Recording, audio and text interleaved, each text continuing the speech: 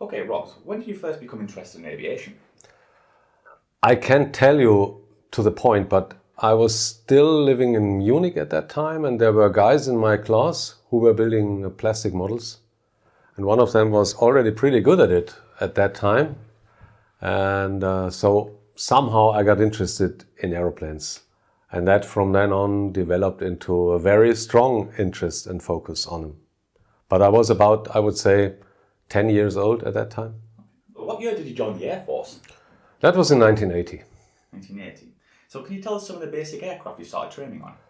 Yeah, I did. What we did at that time was, first of all, separate the guys who were talented enough in flying to become front seaters from those who became whizzos or backseaters later on. That was on the Piaggio 149.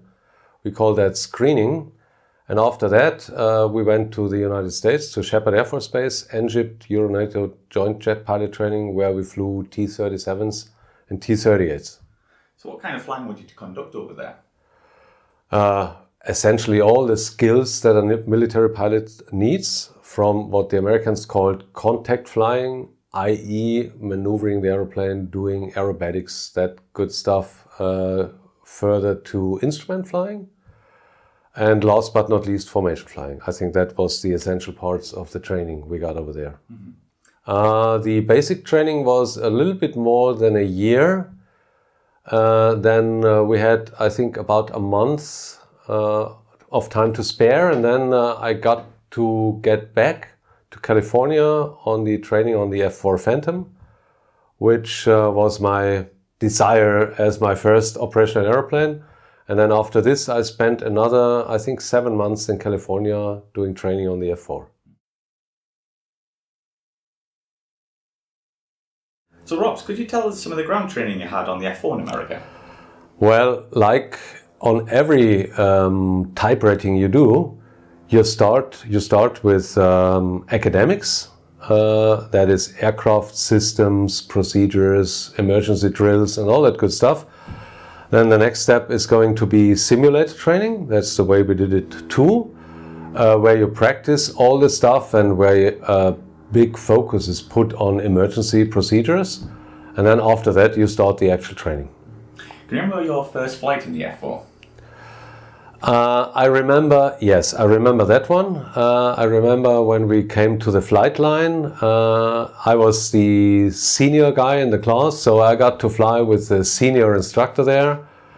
And there was this big, enormous green F-4 with a black nose on the flight line. I really liked it from the first sight. It was such a mighty aircraft.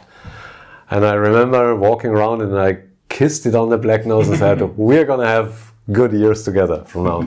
And that's the way it was. That was my first flight in the States. So was the F-4 strictly air-to-air?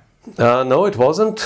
We had wings in Germany that flew air-to-surface missions with the F-4 and others that were strictly air defense. It was my wish to join an air defense wing. However, in the training in the States, every pilot was trained both in the air defense and in the air-to-ground role. So when you went back to Germany, what was your first operational squadron? That was the 711 Squadron, 711, Kings in Heaven, of the 71st Fighter Wing, the Richthofen Fighter Wing in Wittmundhafen, where I joined as a young fighter pilot. And I think every other fighter pilot will agree with me that the first squadron that you join, somehow it puts the biggest print, the biggest mark in you. And that was the same in my case, because you get there as a type-rated pilot with a little bit of operational knowledge and understanding, but then in the first years you learn so much and you have to prove yourself against all the other pilots and so forth. And I really liked it. I had very good instructors, one of them being Arnulf Hartl, whom you also interviewed with regard to the F-104. He taught me everything I needed, and within 3 years I got to be a really respected and I think relatively good fighter pilot. So what kind of flying would you do on this squadron? Much of it was training in various scenarios, from 1 versus 1 up to many versus many. which became relatively complicated at a certain point, particularly against superior adversaries, which a situation we were often in with our relatively old F4s. And one important part of the mission was alert, or quick reaction alert as we called it, where you would sit on alert for 24 hours. Every 24 hours you would do 3 flights. There could be either hot alerts or just practice alerts, and that also brought you forward with your knowledge and everything quite a bit, and I liked that very much. How did the F4 fare in DACT against the NATO types, would you say? Yeah, there's always 2 aspects to that. The one aspect is, of course, the performance of the aeroplane, the quality of the weapons you carry, and the other part is how good are the aircrews, how good are their tactics. So I would say when a very good group of pilots was put together as like a 4-ship formation, we could do fairly well. And of course we developed tactics against superior airplanes with better weapons. But the bottom line mostly was that we were inferior after all. Mm-hmm. But I think having later on flown the MiG-29 and learning how they train and everything, I think that our tactics were really, really good. And we would, at least in the beginning, have done pretty well against the East German or Russian adversaries. Mm-hmm. So what weapons was the F4 carrying at this time? At this time we only had the gun, the 20mm gun, and the AIM-9 Lima, or earlier even the AIM-9 Bravo version of the AIM-9 Sidewinder. Mm-hmm. So how long did you spend on F4s, and do you have any memorable story you could share with us? I spent, including the training, about 4 years on the F4. Memorable stories. Probably many. Lots. Lots of them.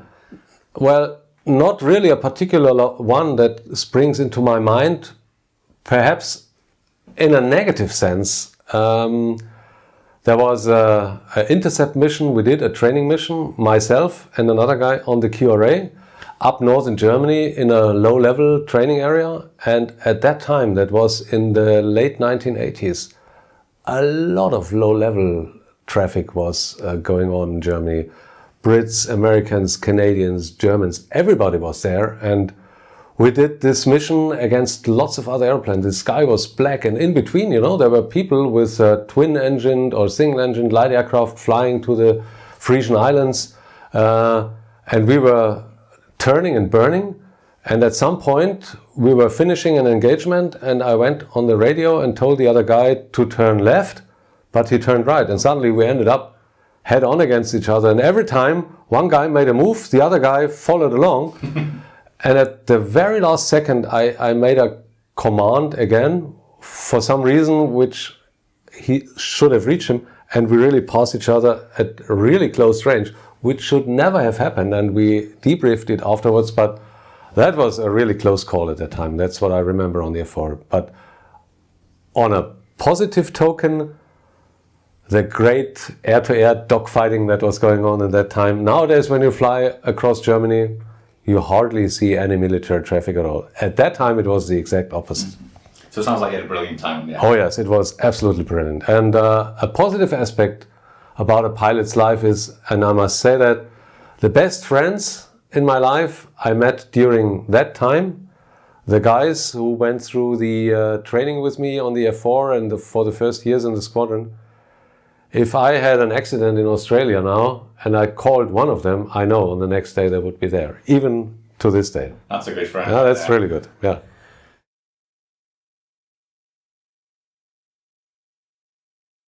So then, Robs, in 91, something very special happened for you. Could you tell us how this happened? Yes, in fact, it was 1990 when it started. It was a very, very turbulent time for Germany because the reunification took place and the wall was opened and the border was open. And I think it was November 1990, I was on the sea survival training in Nordholz with the Navy. And I was just in the pool training something when the supervisor said, Captain Hierl, a phone call for you. So I said, oh, that's not good. And he said, it's your squadron commander. I said, that's even worse. So I went to the phone And my squadron commander, whom at that time I didn't like very much, we were not in that good terms. But anyway, he said, Herr Hierl, do you want to fly the MiG-29? And I hesitated for about a tenth of a second. I said, yes. And then later on, it all got clarified. The story behind it was that initially the plan was to scrap all the equipment that the East German Air Force had, because we were limited in numbers, we had not enough money, we said it was logistically not possible to maintain the stuff. However, there was one Undersecretary of State in the Defense Ministry who said, are you guys crazy? They got the MiG-29s, it's one of our biggest and most modern threats. Why would we scrap this airplane without first having a look at it? It's now in our hands, and probably lots of allies who saw something cooking in the Iraq, and the Iraq was also having MiG-29s in its fleet. They said, yes, of course we have to take this opportunity. And then the Air Force decided to do an operational testing and operational evaluation of the MiG-29, and they wrapped something up and decided 4 Air Force pilots should be selected to do a 4-month evaluation program, and I was one of the lucky ones who got to do that. It was still the former East German Air Force at that time. They had ordered a substantial number, I think 36 to begin with. However, during the delivery phase of the airplanes, it started to show that politically things were suddenly happening that were unexpected to the Russians as well, and then they stopped at the number of 24, which was 20 single-seaters and 4 twin-seaters. Mm-hmm. So could you tell us your first thoughts of the MiG-29? The first thoughts? Well, of course, when I was a young fighter pilot, we got intel briefs every day, and we saw those black and white photographs often taken from Norwegian maritime surveillance aircraft. And then in 1986, I think, a Russian squadron visited Finland, Risala, and you saw the first moving pictures, colored film of MiG-29s, which I found quite impressive, even though I remember some of the landings were really bad that they made there. And I thought, hey, this is a pretty cool airplane, but I would never have expected to ever sit in it or even fly it. But that was about to happen, and that was my first thoughts about the MiG-29. Yeah. So how did the ground training for yourself and the pilots even start? Did you have to bring guys from over there? Well, actually it all happened in Prešen Air Base, close to the Polish border, and that's where the East German Air Force had based their MiG-29s, as far as possible away from the inner German border, because they didn't want their pilots to be able to watch Western TV and all that kind of stuff. They wanted to really separate all this. And this is where we went. We first went there with a Dornier 28 in the December of 1990 to make a site survey, more or less, and meet the important people, where one of our later instructors, it was a Lieutenant Colonel Rinko, he welcomed us and showed us around, and we made some arrangements. And then in January 1991, we traveled over there, the 4 of us, which was Major Klümper. He was the oldest and most experienced, a former F-15 exchange pilot. Major Hankowiak from Fighter Wing 74, also a very experienced fighter weapons instructor. Wolfgang Michalski, who had been a former instructor of me on the Phantom when we came back from the United States, and myself. We traveled there, and then we went through a 10-day academics training program. And the instructors were either technicians or pilots of the former East German Air Force. Oh, right. So was it difficult coming from a Western fighter? It certainly was, if you want to call it difficult. Yes, it was very difficult, but to us it didn't seem difficult. What it seemed was wonderful, fascinating. That's what it was. It was all different, but then at the end of the day, we were talking about a combat aircraft, a fighter jet, and many things are perhaps not identical, but very similar in Russia and in the West. So what we had to adapt to was the language, 2 of the 4 of us were Russian speakers, so they could read the Russian stuff and tell us what it meant and so forth. And fascinatingly, the East German Air Force, they did not work much with checklists like we did, but we were, of course, we were trained to work with checklists, and I think it's the right way to do it in complicated systems. So we wrote our own checklists out of the Russian and East German books that we got, and with those self-made checklists regarding emergency and normal procedures and how do you figure like even air pressures from the TOR system that the Russians used into the hectopascal that we are using, all these things, we got stuff ready so that we could operate on the airplane. And yes, it was difficult, it was complicated, there were many things to master, but we were so enthusiastic and we were such a great team to work together, and Frank Klümper was a great leader as well.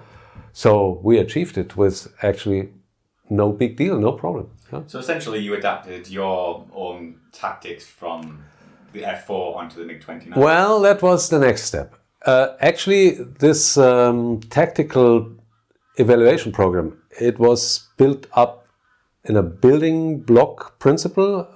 Building block 1 was learn to fly the airplane, learn to understand the airplane, and tell us how the airplane works. Then look at how the East German Air Force trained their people. What tactics did they use? How did they fly? Step 2. Step 3, adapt your own knowledge and tactics on this platform. Step 4, now that you know how to operate the platform operationally and tactically, go ahead and meet your opponents from the West, like the best the West had to offer, like F-15s, F-16s. That was the 4 steps of this evaluation program, and we were at that time just doing the first one, followed by the flying training and adapting our own tactics. And not only F4 tactics, but remember, Frank Klümper, he had flown the F-15. He brought in a lot of the F-15 knowledge into the flying we did. So, were you shocked about how primitive the MiG-29 systems were? No, not at all. They were not primitive. In many ways, it was really an excellent and fantastic aeroplane with a high degree of redundancy, with quite a few very modern systems to it. The big difference really was that their principle of operation was a lot different to ours. We aimed at flying at least 180 hours a year, do a lot of air combat, dissimilar air combat, all that kind of stuff. And we got really good at that through lots of flying and training and practice. Whereas, at least in the East German Air Force, people flew maybe 60 or 70 hours a year, which kept their level of practice, I think, to a moderate level. And the next thing was, what they needed was a simple platform that was not too complicated to operate, that gave them a lot of safety and redundancy and so forth. And that was forgiving. And that's what the MiG-29 really was. On the other hand, the whole principle of tactical operation was the pilot was only, how should I say, sort of a robot who reacted to orders he got from the ground, which went to really great extremes. I didn't see that so much in the East German pilots, but I read of a story where a Russian general flew a MiG-23 without much preparation, so something went wrong. The airplane was in flames and he had a fire in the engine. And instead of ejecting, what every Western pilot would do in that case, he was asking the guy on the ground, should I eject? Should I eject? But he got no answer and then he crashed with the airplane. That's what we have to imagine, what the way of thinking was. I am obeying orders from the ground. I'm not taking own decisions. I don't see the whole scenario on my radar or on my displays. I only see what I need to see to be able to follow the orders from the ground. That was their principle of operation. And the consequence out of this was that the man-machine interface on an operational level like radar picture and all that kind of thing. It didn't need to be very good, and it wasn't. You know? Yeah. Other than ours. We were trained to, you know, take our own decisions, make our own air picture, maneuver our formation, take decisions, react to things real quickly. That's what we were trained for. And we were good at that at that time. As a young pilot, I flew 240 hours a year. And I mean, that's training you. And compare that to 60 hours in the East German Air Force. You just barely keep your standards, you know? So how much ground training did you have before you actually got your first flight? 10 days. Literally for 10 days. everything. Wow. And I remember it was really funny. It was completely different to the way the training was done in the United States, you know, where big view graphs were shown on the wall and professional trainers showed you how the systems worked and stuff. And here, it was like in a school, you know, we were sitting at tables with files in front of us, writing up things. And in front of us was one of the East German pilots, an instructor, who himself read from a handwritten file that he had written during his training in Russia. Oh. This was how the training went. But it was, at the end of the day, quite efficient. And it was okay for us. Yeah. And from that, we built up our own knowledge base. So I want to know about your first flight. I'm guessing it was a two-seater. Of course, it was a two-seater. I would say the training program we came up with was, it looked sporty in the beginning. It said 3 flights in a twin-seater and then already the first solo flight. I don't know how many flights with instructor we had done on the F4 before we could do our solo, but certainly 5 or 6. Anyway, at some point, there was the first day where we were about to fly on twin-seaters. Of course, the first guy supposed to fly was Frank Klümper, our boss, but his airplane for some reason was not ready. So everything shifted a little bit, and then the first guy to get to fly was Hank Hankowiak, the other major. And of course, we were all waiting by the flight line when he taxied back in, you know. I mean, even seeing the MiG-29 taxi back in and hearing it and smelling it and everything, it was so incredibly exciting. So the engine stopped, the canopy opened, out came Hank with his Russian helmet and outfit and stuff. And we said, "Hey, Hank, what was it like? How was it?" And he said, "Hey, easy, it's a jet." And he was right. You know, we all expected it to be so different, but then it wasn't. Many things were different, but on a lower scale, you know, every label in the cockpit was in Russian and the language system, you know, and that was one of the modern features of the MiG-29. It had a system that if something went wrong, not only did you have an indication, a visual indication, but there was also a voice information system telling you what went wrong and telling you what you had to do first in order to get out of the situation. So that was really good, one of the really good things. But he said, it's a jet. And I quote that a lot when I talk to people about that time and so forth. But that's what it was like. It was not overly complicated. It was a relatively easy step to fly the MiG-29. And my own first flight, let me just say that real quickly, I was really lucky. I think I got the very best of all the instructors they had. His name was Hartmut Kuhn, nicknamed Kuno. He was extremely smart, very good in mathematics and stuff, a very quick learner, and a real cool guy in the cockpit. So I had a great time flying with him, and after 3 flights in the twin-seater, I was more than ready to go flying. And my first flight was on the 23rd of January, 1991. Wow. So, could you feel the power difference compared to the fighter? Well, of course there was a big power difference, and it was breathtaking. I do think that the first takeoff was demonstrated from the backseat by Kuno, and I was really, I was flabbergasted by this excess power, you know. First of all, the liftoff was after what seemed like split seconds, very few seconds, and then he would rotate and climb vertically for several thousand meters.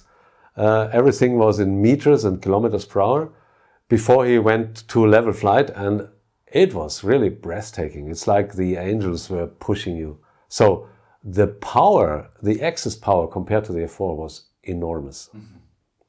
So could you tell us some of the handling characteristics of the MiG-29? Yeah, in the beginning that was a little bit, it took some time to get used to for several reasons.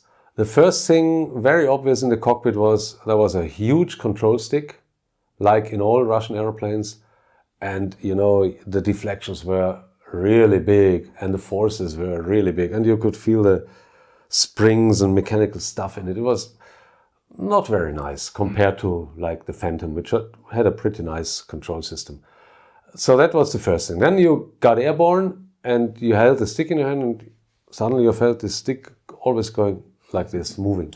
That was because the dampers in the airplane, it was a relatively highly damped airplane, they were working actively in the control circuit, so you could feel it on the stick. That took some getting used to. And then last but not least, when you wanted to really move the airplane, you really got to move that stick. But once you understood that, like in close combat, that you had to throw the stick around big time, then the airplane was brilliant. And you could get used to it nicely after a while, even though under objective criteria, the handling qualities were not to the standards that we put on aeroplanes on the Western side, I can say. But as a pilot, after a while, you could compensate and you could get along with it quite well. How would you say the cockpit was laid out? Was it better than the Phantom? Well, the Phantom has a nice cockpit after all, but it's a early 1960s kind of cockpit. The MiG-29, I like the cockpit from the very first moment. It's well arranged in a similar structure like all Russian cockpits. You fly a Sukhoi aeroplane, it looks basically the same. You recognize many things, like you fly different French airplanes, you also recognize things real easily. So I like the cockpit. Although the man-machine, or nowadays there's a human-machine interface, it was definitely not up to our Western standards. Partly due to the reasons I explained you earlier, that it wasn't really necessary for the pilot to work his system a lot because he got all his orders from the ground. But also there were many switches and controls that were, in my opinion, more complicated than they needed to be. But all in all, it was a good cockpit. A little bit small. It was built for the 1.75 meter average Russian pilot. I was definitely too tall for it, but people often ask me, how do you fit in? And I said, I don't know, but I fit in. You know, when I wanted to see the landing gear indication, I always had to move my knee to even see it, but it worked. So what was some of your roles on the MiG-29? Because you had a few, didn't you? Yeah, well, for the first 4 months, I was part of the evaluation team. I think we were very successful, and the greatest success was that in one of our first reports, we recommended to the Air Force leaders and the politicians, this is the best airplane we ever had in the inventory of the German Air Force. Do not throw it away. Keep it in the inventory. And that's what they did. At the end of the day, it worked as a regular air defense fighter. That was its official role. Okay. But I think at least 50% in reality was that we were a training aid for others. You know, everybody wanted to fight against the MiG-29, and everybody said, well, a MiG-29 flown by Western pilots who know what they're doing, that's probably the greatest threat you will ever face. And that became the role of the MiG squadron after, I would say, 1994, 1995.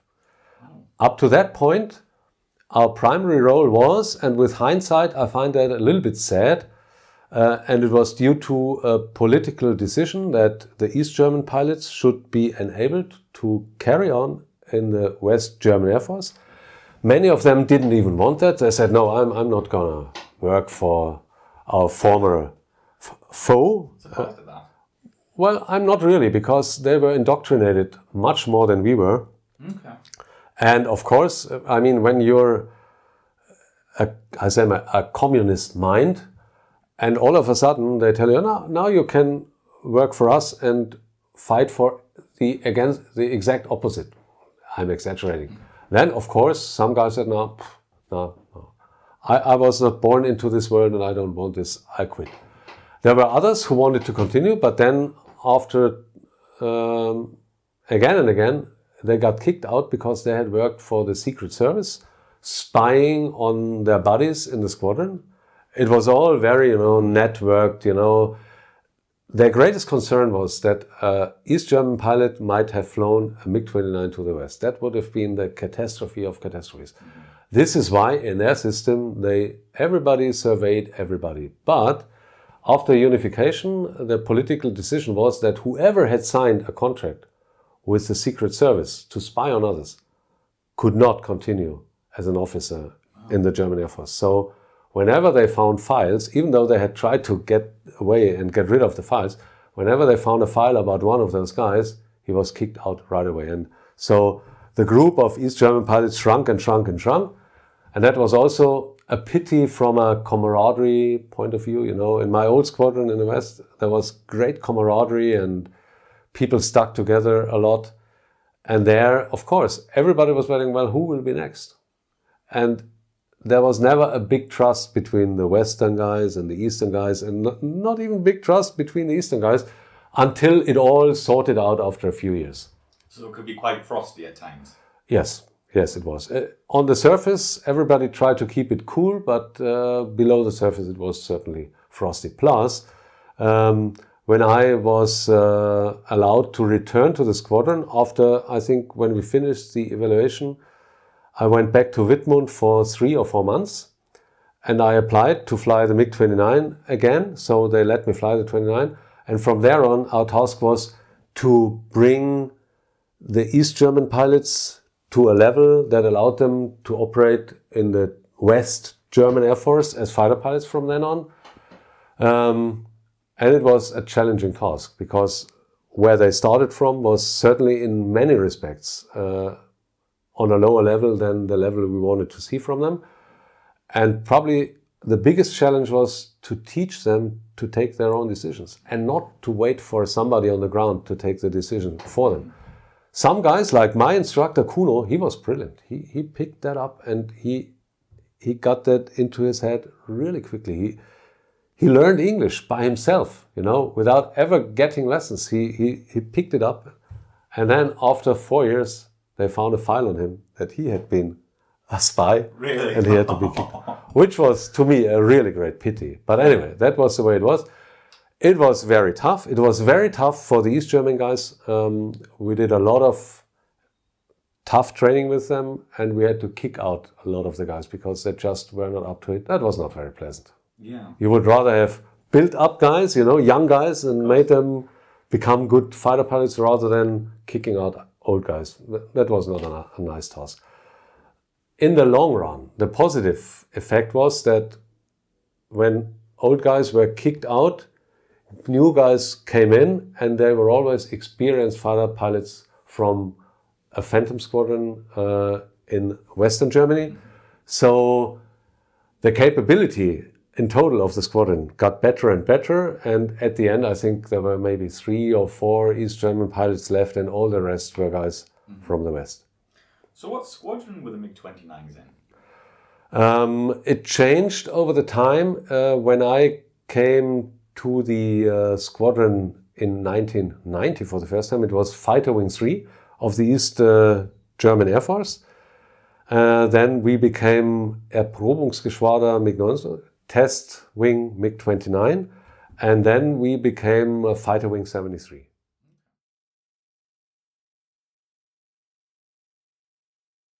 So you mentioned earlier that you used to get all the Western guys coming over. Like, how often would this happen? I would say it was kind of an exponential development. In the beginning, it was very, very slow, and just singularly guys came in and tried to help us bring everybody up to speed. And then at a very quick pace, more and more of them came in. And also the operational capability of the squadron then exponentially became better. And one guy who really brought the squadron forward a lot was Spanky. Spanky was an American exchange pilot, a really brilliant instructor and very brilliant operational brain. And I could observe, by that time I was already test pilot over here in Manching. that he really brought the squadron forward a lot operationally with his ideas and his concepts and so forth. How did it fare against the F-18s, the F-15s? Well, the principle was really simple. Due to the fact that the radar of the MiG-29, it wasn't bad as such, but the human-machine interface, it was so poor that it was extremely hard for the pilot to figure out what was going on 40 miles, 50 miles away from him. Whereas the F-15s, first and foremost, F-18s, F-16s, they had much better situational awareness due to their radars and so forth. And they also had a little bit superior weapons, whereas we were not fully clear at that time how good like the AA-10, the R-27 radar-guided missile really was. Anyway, it quickly turned out that what we needed to do with the MiG-29 is confuse the guys and trouble them in sorting out what we were doing until we ended up in the visual range. Once we were in the visual range, we were usually ending up as the winners. Because A, the MiG-29 was, from its maneuvering potential, more or less equal to the Western types. Plus, we had a system that was superior to what the others had, and that was the R-73 missile, in Western terms, air-to-air 11, together with a helmet-mounted display. The Russians had that already in the early 1980s. Everybody in the West was surprised, and it was a brilliant system because you needed not point your aircraft to the adversary, but within about a 45-degree left and right angle, it sufficed to turn your head, superimpose a symbol on your helmet-mounted display with the enemy, assign the missile, hear the tone, fire the missile, and the missile would go there and kill him before he could even acquire you. And that was such a huge advantage. That was a bad surprise for the Americans and everybody else. That gave us a really big advantage in the visual arena, or as the Americans put it, in the phone booth.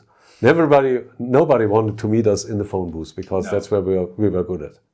I think one of the biggest hindrances for the MiG-29 was the smoky engines. Does this really affect it in combat? To some degree, certainly, because of course when you select reheat, the fuel consumption goes up very quickly, plus you accelerate very quickly to high transonic or supersonic speeds. So yeah, of course, you always have to think, do I use reheat or not? When you don't use it, you're visible to others earlier than if you weren't smoking. It was a similar thing on the Air Force. So yes, it's a disadvantage, but I don't know whether it was so major. I couldn't really tell you. It's a factor, but I do not think it's a real big factor. So I have to ask for our British viewers, did you ever go up against the Tornadoes or the RAF in the MiG-29? We went up against everything, in particularly part 3 and 4 of the operational testing we did. And I remember we had ferried the aeroplanes from Preschen to Wittmund for building block number 2. And we told everybody, hey guys, we are going to test our MiG-29s here and we want, let me call it, clean conditions. We want to do our stuff without anybody disturbing us, and we will work from then to then in this area. And guess what happened? We entered the area and the first guys who came in were British F-4s. Wow. Jumping us against all agreements and stuff, you know. But I mean, initially we were a bit angry because they were sort of hindering us from doing what we intended to do. And then we ended a very short engagement with them, and it was amazingly simple with the MiG-29 to maneuver against airplanes like the Tornado. The Tornado, when they did their best in a defense turn, it was for you just like you flew a rejoin, you know, on a guy for formation flying. It was really easy, incredibly easy. A little bit harder on the F4, but then of course against an F-16, F-18, those were at the same level. But to us as Phantom pilots, it all seemed so easy in the beginning against second generation jets. Yes, we did that quite a bit. When we did missile firing in the Irish Sea from Valley in 1993, I was there. I wasn't allowed to fire. The test pilots from here did it. But I was an observer from the squadron, and I was interested in what they were doing, and I supported them a little bit when they had problems with the systems or whatever. And what I got to do at that time was fly sorties against the British operational testers on Tornados, on Phantoms, on F3s, everything. And they were extremely professional. I learned a lot about the MiG-29 from them because they understood some systems very, very well. So yes, I flew against them at that time. I did what they wanted because they wanted to acquire information and data and stuff. But I think their operational testers were at a very, very high standard of knowledge and competency.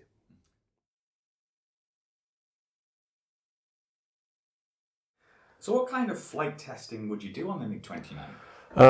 Yeah, there were two parallel efforts going on here.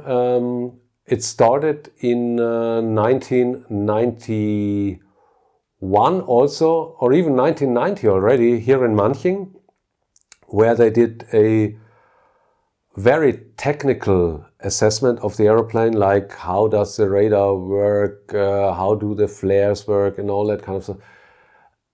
How does the IFF, the interrogation friend-foe system work, and all that kind of stuff. And I know that very much of this information was given to our allies who used it to their good advantage, for instance, in the first Iraq War. Whereas what we did in Preschen in this operational assessment, that was very much operationally oriented, much more dynamic. That's the character of the traditional testing work here and the operational testing in the Air Force. When I was here as a test pilot later on, all we did on the MiG-29, or most what we did on the MiG-29 was related to avionics, where we modified some of the systems of the airplane. And most of all, at some point the Air Force decided that the MiG-29s were to take part in flag exercises in the United States. However, the legs of the airplane, i.e. the range, was not sufficient for that. So we started a program that was called ICAO-2, which enabled the airplane to fly with 3 external tanks, and it got embedded GPS INS navigation solution. Essentially everything it required to be able to cross the big pond and fly to Canada and the United States. That was much of the work I was concerned with here. Another part of it was acceptance flying. The airplanes went through the regular maintenance intervals of major maintenance over here with, it was then I think called DASA, essentially nowadays Airbus.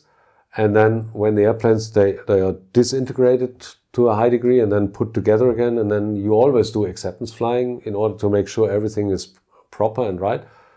I did those acceptance flights then, which were really interesting because due to the fact that we had to fly the MiG-29 in clean configuration, i.e. no centerline tank and relatively little fuel, it only carried 3,460 kilograms of fuel internally, compared to about 5,000 on the Eurofighter, which has the same empty weight.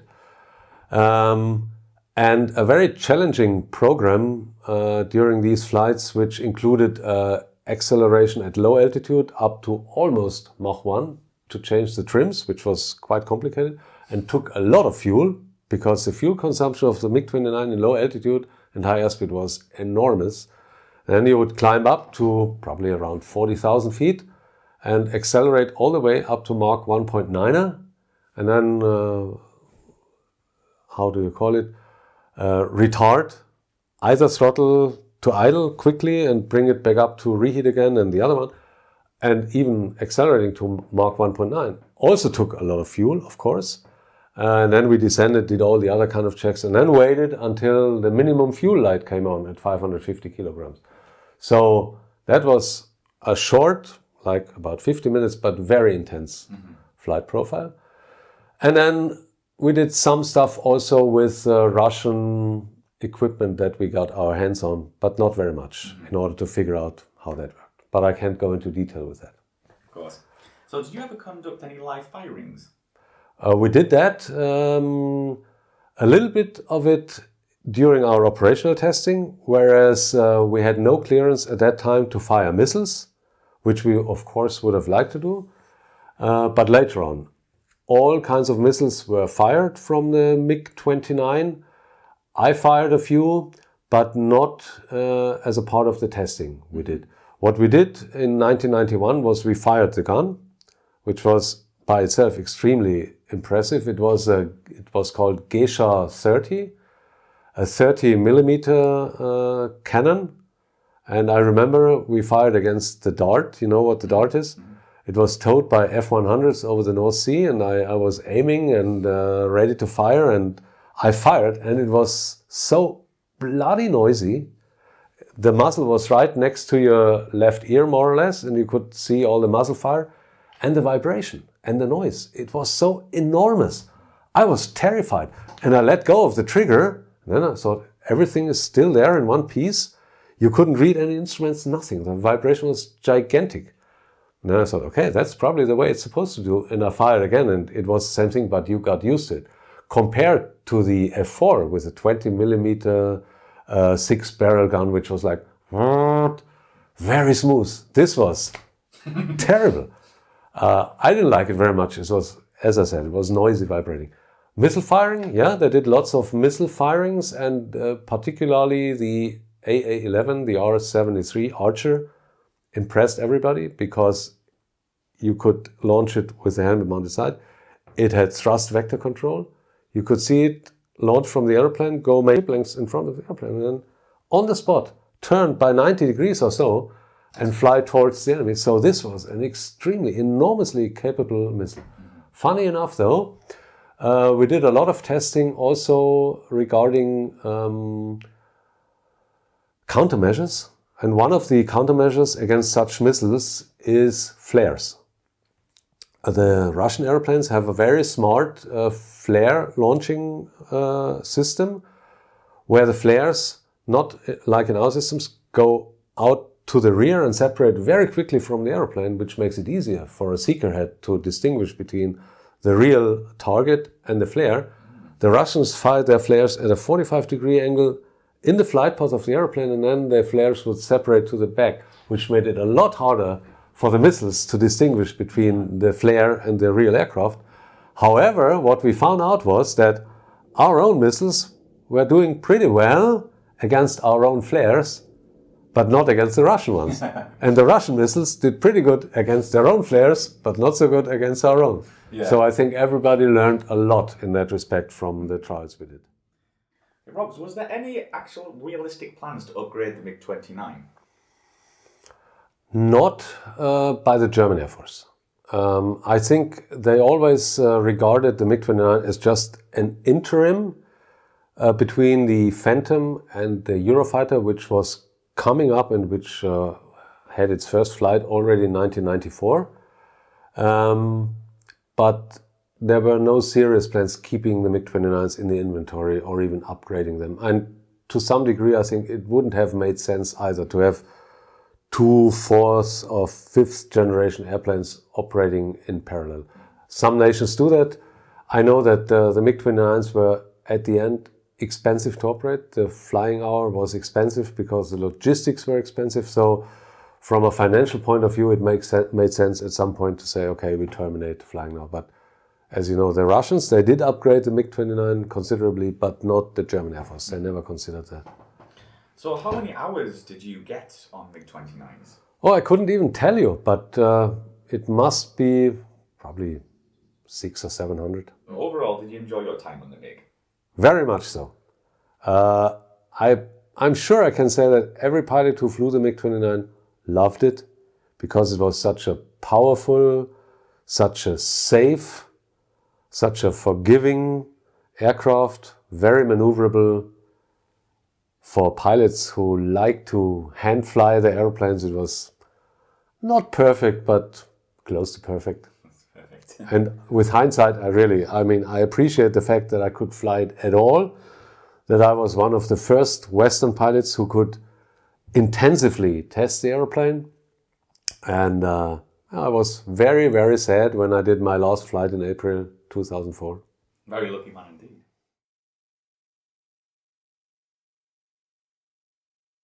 So you also attended the Empire Test Pilot School. Yes, I How did. did you get selected for this? Quite frankly, at a very early time, when I was still a young boy, and my parents moved from Munich to Ingolstadt. My father, he was working for the newspaper, and he came over here because he got a good job here.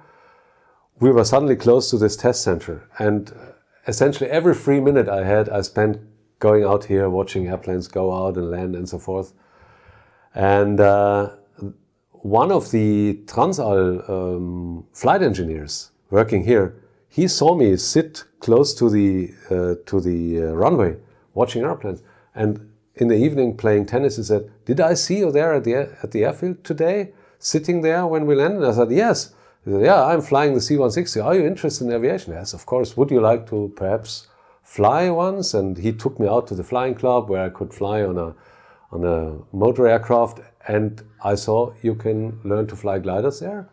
And that guy brought me into the flying club where I started flying gliders, and then a great thing happened. First of all, I got contact to several of the test pilots of the test center here, which I found very interesting, all the things they did. And then one day they did test pilot training on aerobatic aeroplanes out in the flying club on a Sunday. And then one of the older test pilots, he came down with this slim twin-seat aircraft and said, "Hey, you, I have some fuel left in the airplane. Would you like to join me for a flight?" I was a bit flabbergasted and said, "Of course." And then this guy, he straps me in and he makes the straps real tight. And I'm wondering, oh, he makes it really tight. But then, we take off, and the next I know is we're inverted, and I'm completely confused, But then he puts us through some aerobatics, and I thought, well, this is really the greatest thing I've ever done. And that was probably the day when I decided, hey, these test pilots, they can do all this stuff. They fly fighter jets, they fly aerobatic planes, they do inverted spinning, I want to do that. That's when I decided to do it. Then I found out you need to be an engineer to be able to become a test pilot in Germany. This is why I did the Aeronautical Engineering College. And that's the time when I decided I want to come here. I always applied. My bosses never liked it because the test pilots, they are not very much liked in the operational Air Force. But I insisted, and eventually my last boss said, okay, in that case then, go. And I got through the screening here, I got selected, and then went through the Empire Test Pilot School in 1995. So what's with some of the aircraft you flew over there? Oh, we flew, I think, in that year, 14 different types, all kinds of airplanes, and you were always current as a captain on 3 different airplanes. And to me, this was the Hawk, which was the workhorse, more or less, the Jaguar, and the Beck 111. That was the 3 types I was qualified on, and lots of other airplanes, like Tucano. We flew ultralights, we flew Bulldogs. I don't remember all of them. We flew Airbus, essentially everything you can think of. So how long were you over there for? The course took 1 year. 1 year. Yeah. Very intense, I'm guessing. Extremely intense. The most intense year I've had in my life, but also certainly one of the best years because the learning curve is so steep and you're so much smarter when you come out than before, that after all I found it enjoyable, but it was incredibly hard work. Mm-hmm. And you've had the chance to fly as a project pilot for many types. How did this actually happen for you? That's the way we do things here. As a matter of fact, the problem is that test pilot training is very expensive. It takes a long time, and other than nations like Sweden, they send 2 guys every year to test pilot training, and they have a high refreshment rate. We don't do that in Germany. We train test pilots and then use them for lots of different tasks, which has its advantages and it has its disadvantages. And due to that principle, you get to do many different things here. And when there's a project coming up, usually the guy with the most sensible background is picked for that. But sometimes, like on the Global 5000, which I have been the project pilot for a while, all the transport guys were so busy with their A400 they said, we don't have time. I had time and I said, I would be interested. So I got to do it, and that it was similar with many other things. Yeah. You were lucky enough to fly the Typhoon as well. Could you tell us what this was like actually to fly? Yeah, I was really lucky. I got to join the program in a relatively early stage. I think my first flight was in 1998, and I worked on the project already before that. And the best thing that can happen to a test pilot is to be involved in development testing. And the development testing for the Typhoon was going on here at a very high pace at that time. I flew a lot, I wrote a lot of different reports. The work was extremely interesting because, you know, the Typhoon, it was a big cake, like radar, flight control system, hydraulics, weapons, all those slices, they were divided between the nations, and the slices the Germans had was attack and ident system, flight control system, which was the royal discipline, the most complicated one, and the landing gear. And so we did all the testing here related to those components. The most interesting one certainly being the flight control system, because as you probably know, to enhance the performance in the supersonic regime, they built the Eurofighter highly unstable in pitch, so unstable that the pilot without the flight control system could never fly the airplane because it's just too unstable. And that, to build an airplane like that, that involves a lot of very complicated issues in the flight control system to really make it sure and reliable.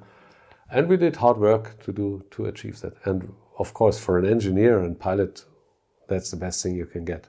Yes. So how long did you fly Typhoon for? I started in 1998 and still fly it now. I'm probably the oldest Typhoon pilot in Germany. That's something. Yeah, 57. And to me, it's the sporty part of my job, and I still love it. It's also like the MiG-29, but even better. A lot of excess power, very nice to fly, you know, it cuts through the air. It's very three-dimensional. When you accelerate at low altitude, it's exhilarating how quickly it accelerates. It's just unbelievable. And the acceptance profiles we fly, they're very busy, but there's always some time left to do things you like and enjoy it, and I do enjoy it a lot. So overall, do you enjoy your time as a project pilot? Absolutely. Absolutely. It's, in a way, it's very hard work, and it's the hardest part is not the flying, not the report writing. The hardest part is persuading people about doing the right things, taking the right decisions. That's, I'm tempted to say, not always easy. It's never easy, I must say. I think not enough people listen to what we have to say, but that's the way it is.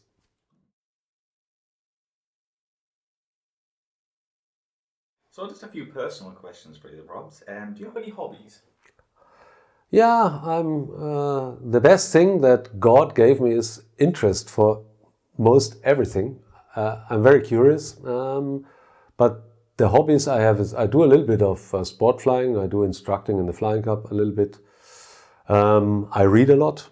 I like jazz music, Scotch whiskey, good wines, cigars. That's not really hobbies, but that's things I like. And probably my most time-consuming hobby is beekeeping. That's very unusual. I've never heard that one before. Well, yeah, it may be, but it's really fascinating. It's not so far away from aviation because you must have very good knowledge, but knowledge is not enough. You must know how to do things right and take the right decisions, and always situations that you haven't seen of and you got to cope with. I really like it, and it's nature. I'm a man who likes to be close to nature. I'm a country potato, and that suits me quite well. This could be a difficult one for you. Sure. Is there a favourite aircraft you have flown? It's really difficult. But what I can say is the MiG-29 is definitely one of my favorites. And of course, the Phantom, because that's the one I grew up with more or less. The first one I kissed on its black nose, remember? So probably the Phantom, the MiG-29, the Eurofighter is a very nice airplane to fly, even though its character is different, being so digital and being so networked and all that. And then a fantastic airplane is the Extra 300 aerobatics plane. You feel like it's part of your body, you know, it reacts to the slightest on the stick. That's probably the ones I like most. Is there an aircraft you wish you could have flown? Lots of. Probably the ones I've never put my hand on is World War II fighters. And of those, maybe the Focke-Wulf 190. I would love to fly that one. But I'll probably never get a chance to do it. You never know. We never know. No. And finally, do you ever get sick of talking about aviation? Well, generally, I'm not so extrovert about it. Even though, as you can see now, when I get enthusiastic again and think back of all the great things I was able to do, I don't get sick at all. And well, yeah, it's fantastic. And I consider myself extremely lucky to have been able to do all this and still do it at the age of 57. Isn't that great? It is. So Rob, thank you very much for being on the show. Michael, my pleasure.